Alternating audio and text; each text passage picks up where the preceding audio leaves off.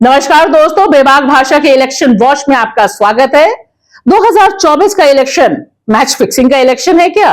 क्योंकि एक तरफ तो मैच फिक्सिंग है चुनाव आयोग के साथ कि मोदी जी जितना भी नफरत वाला भाषण दें कोई फर्क नहीं पैदा है, लेकिन दूसरी तरफ जो गुजरात मॉडल है वहां पर नब्ज टिकी हुई है भारतीय लोकतंत्र की। देखिए, ये जो खबर आई है गुजरात के सूरत से, दरअसल मुझे लगता है कि धीरे धीरे देश को, देश के मतदाताओं को मोदी जी इसी क्रम में ले जाना चाहते हैं। जिस तरह से सूरत में कमल खिला, निर्विरोध जीता भारतीय जनता पार्टी का पहला सांसद। जी हां, 2024 का चुनाव यहां पर 7 मई को होना था मतदान, लेकिन उससे पहले ही निर्विरोध चुन लिया गया। कांग्रेस के जो सब्स्टिट्यूट उम्मीदवार थे, हर एक पार्टी 2 उम्मीदवार खड़ा करती है ताकि पहले में कुछ गड़बड़ हो तो दूसरा वाला चुनाव लड़ जाए। उसका भी चुनाव रद्द कर दिया गया सेम ग्राउंड पर कि जो प्रस्तावक थे, तीनों प्रस्तावक, उनके सिग्नेचर नहीं मिले और मैदान साफ। आखिरी दिन था आज नामांकन वापस लेने का। 8 जो इंडिपेंडेंट कैंडिडेट थे उन्होंने ले लिया, बसपा का जो उम्मीदवार था उसने ले लिया और बस जयराम जी की हो गई। वहां से भारतीय जनता पार्टी के सांसद चुन लिए गए। मध्य प्रदेश, उड़ीसा की राजधानी, मिजोरम की धरती से, कश्मीर से, हरियाणा की जमीन में, जुहू बीच, मुंबई, हैदराबाद से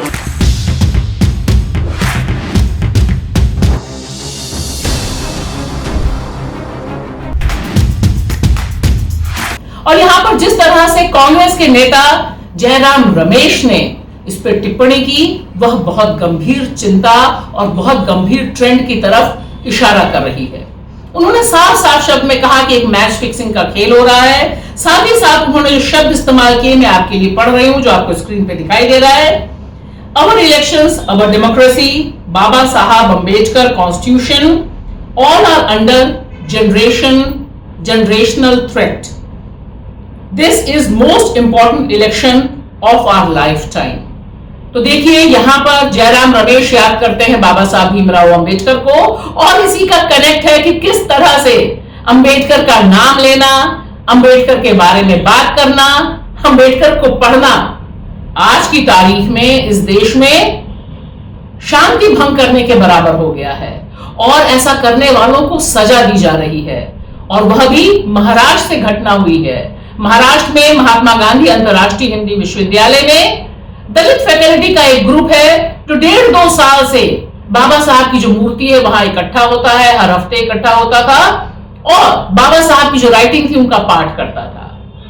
ऑल ऑफ सडन लगा कि अरे ये लोग कौन हैं जो अंबेडकर को याद कर रहे हैं, और फरमान जारी हुआ कि बाबा साहब को इस तरह से पढ़ना शांति भंग और हिंसा के लिए बढ़ावा देने वाला आदि इत्यादि सारे शब्द इस्तेमाल किए गए।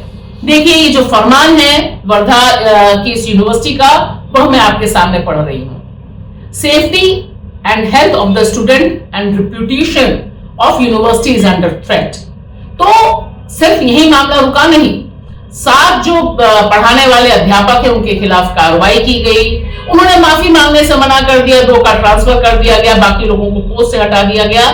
संदेश बिल्कुल साफ है कि आज की तारीख में जो नया शासन आया है और 2024 के चुनाव से पहले है, वह बता रहा है कि आज की तारीख में अंबेडकर को पढ़ना एक अपराध करना है और उससे शांति भंग हो सकती है। तब किस तरह से Tata institute of social sciences, Mumbai का जो सबसे रिप्यूटेड इंस्टीट्यूट है, वहां पर एक दलित पीएचडी स्कॉलर के ऊपर कार्रवाई होती है, उसे सस्पेंड कर दिया जाता है और यह भी कहा जाता है कि वह किसी भी कैंपस में प्रवेश नहीं कर सकता, उसे डीबार किया जाता है। वजह यह कि वह लोकतंत्र और छात्रों के मुद्दे पर लगातार वोकल है।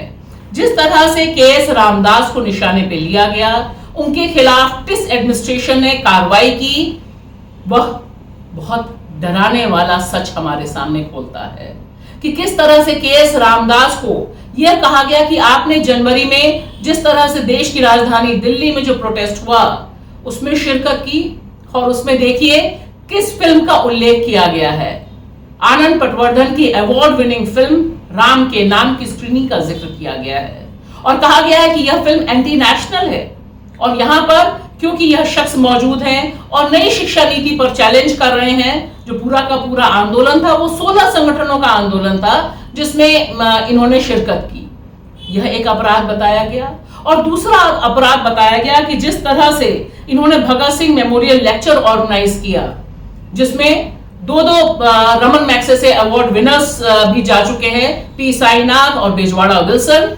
यानी इन सबको कहा गया कि ऑब्जेक्शनेबल स्पीकर्स को बुलाया गया, लिहाजा उसकी गाज गिरी रामदास पर। अब देखिए क्या मजेदार सीन है कि एक तरफ फिल्मी स्टाइल से भी बढ़कर भारतीय लोकतंत्र हो जाता है कि कमल खिल जाता है, सारे लोग सीन से बाहर हो जाते हैं, अपना नामांकन वापस ले लेते हैं। दूसरी तरफ दलित के मसीहा बाबा साहब भीमराव अंबेडकर का नाम लेना गुनाह हो जाता है और उन्हीं की राह पर चलने वाले छात्र को टेस्ट सस्पेंड कर देता है।